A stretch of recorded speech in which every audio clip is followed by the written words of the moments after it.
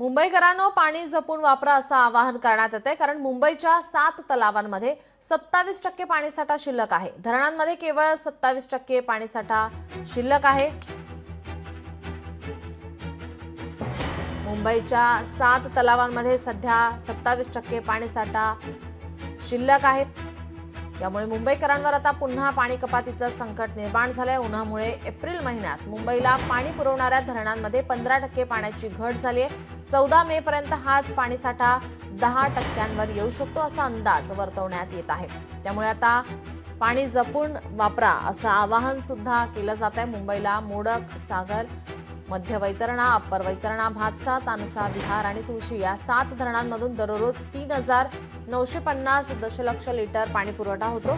मुंबईची वर्षभराची तहान भागवण्यासाठी 7ही धरणात 14,47,363 दशलक्ष लिटर पाण्याची गरज भासते। सध्या 7 धरणात एकूण 3,88,971 दशलक्ष लिटर पाणीसाठा आहे।